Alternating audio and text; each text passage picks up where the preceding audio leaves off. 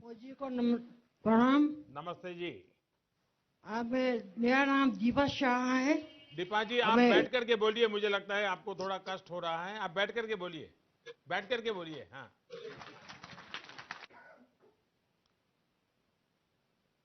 हाँ, बताइए दीपा जी। मोदी जी, मेरे को सन 11 में पैरालाइज पड़ा था। मैं बोल नहीं पाती थी। मेरा हॉस्पिटल में इलाज चलता था। दवाइयाँ बहुत महंगी आती थी, क्योंकि मेरे हस्बैंड भी विकलांग हैं। घर चलाना बड़ा मुश्किल हो गया था।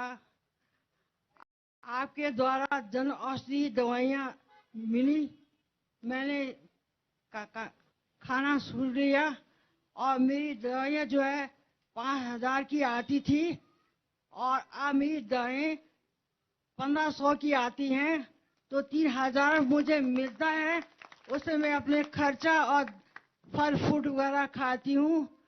और मैं मोदी जी, मैंने ईश्वर को तो नहीं देखा, लेकिन मैंने आपको ईश्वर के रूप में देखा है। आपको बहुत बहुत धन्यवाद।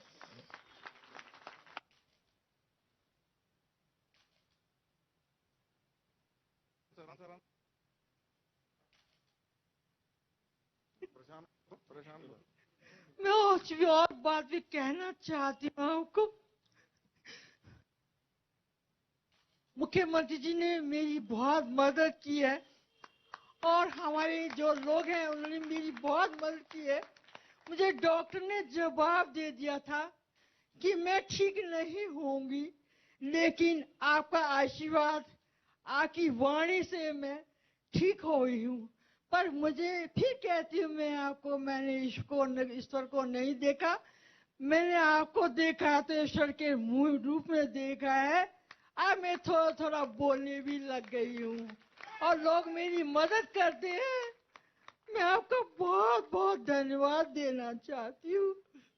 धन्यवाद।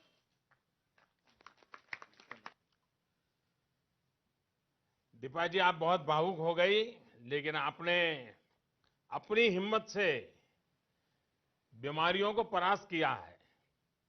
और ये आपका जो हौसला है ना, वो सबसे बड़ा भगवान है। आपका हौसला ही आपका भगवान है। उसी हौसले ने आज आपको इतने बड़े संकट से बाहर निकलने की ताकत दी, और आप निकली हैं। और मैं तो देख रहा था कि आप बिल्कुल साफ बोल रही हैं। एक एक शब्द समझ में आता है। तो आपको मन में कॉन्फिडेंस रहना चाहिए कि अब आप बहुत ही सरलता से बात बता रही है। और आपने सही कहा कि जेनरिक दवाएं कैसे आपका लाभ किया। 5,000 रुपया का खर्च होता था, 3,500 रुपया आपका बच रहा है। ये बात सही है कि कभी कभी जेनरिक दवाओं के संबंध में आप इतना विश्वास से बोलती हैं, और जेनरिक दवाओं में आपको भगवान दिखाई दिया है। फिर भी कुछ लोग बड़ी अफवाहें फैलाते रहते हैं, और पुराने अनुभवों के आधार पर कुछ लोगों को ये भी लगता है कि आखिर इतनी सस्ती दवा कैसे हो सकती है। जरूर दवाई में ही कुछ गड़बड़ होगी। कहीं रंगीन गोलियां बना करके कोई नहीं दे रहा है, ऐसे भ्रम फैलाए जाते हैं। लेकिन दीपा जी, आपको देख करके पूरे देशवासियों को विश्वास होगा कि आपने जेनरिक दवाओं की ताकत क्या है, आज आपने सबूत के साथ उसको पेश कर दिया है। मैं समझता हूं किसी लेबोरेटरी से बड़ी लेबोरेटरी आज दीपा जी आपका अनुभव है। मैं ऐसे सभी साथियों को भी बता देना चाहता हूं कि ये दवाएं दुनिया भर के बाजार में उपलब्ध किसी भी दवा से जरा भी कमजोर नहीं है। हर क्वालिटी के तराजू पर ये बिल्कुल खरी उतरती हैं। ये दवाएं बेहतरीन लैब से सर्टिफाइड होती हैं। हर प्रकार की सख्त जांच से निकले दवा निर्माताओं से खरीदी जाती है।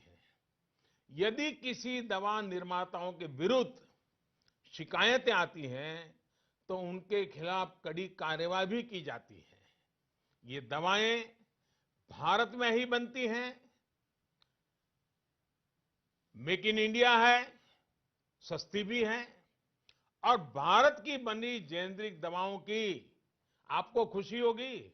सिर्फ देहरादून में नहीं, पूरी दुनिया में आजकल मांग है, डिमांड है और हमारे ये दवा उत्पादक लोग हैं वो जेनेरिक दवा आजकल एक्सपोर्ट करते हैं। सरकार ने हर अस्पताल के लिए जेनेरिक दवाएं लिखना उन डॉक्टरों के लिए जरूरी कर दिया है। कुछ विशेष परिस्थितियों को छोड़कर डॉक्टर जेनेरिक दवाएं ही लिखें, ये सुनिश्चित करना बहुत जरूरी है। और मेरा राज्य सरकारों से भी अनुरोध रहेगा कि वो लगातार अपने डॉक्टरों को ये बात के लिए कहते रहें ताकि वे जेनेरिक दवाएं लिखें, ताकि गरीब पेशेंट को महंगी दवाएं खरीदना न पड़े। मेरा आप सभी साथियों से भी निवेदन रहेगा कि अपने अनुभवों को, दीपा जी जैसे 1 करोड़ से अधिक परिवार हैं, आप अधिक से अधिक लोगों को ये बात पहुंचाइए। आपको जो लाभ हुआ है वो आप जितना कहेंगे उतना लोग ज्यादा मानेंगे। इससे जन औषधि का लाभ ज्यादा से ज्यादा मरीजों तक पहुंचेगा। मोदी की दुकान जिसको लाभ मिल रहा है वो तो है, लेकिन अधिक लोगों को लाभ मिले, गरीब को लाभ मिले तो हम लोगों को भी संतोष मिलता है। तो दीपा जी, मेरी आपको बहुत बहुत शुभकामनाएं हैं। मुझे विश्वास है कि आप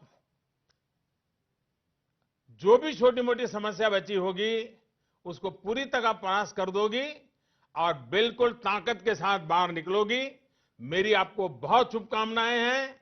और ये तो देवभूमि है हमारा उत्तराखंड, तो सब देवों के आशीर्वाद आप पर बने रहे। बहुत बहुत धन्यवाद। आइए अब हम पुणे चलते हैं।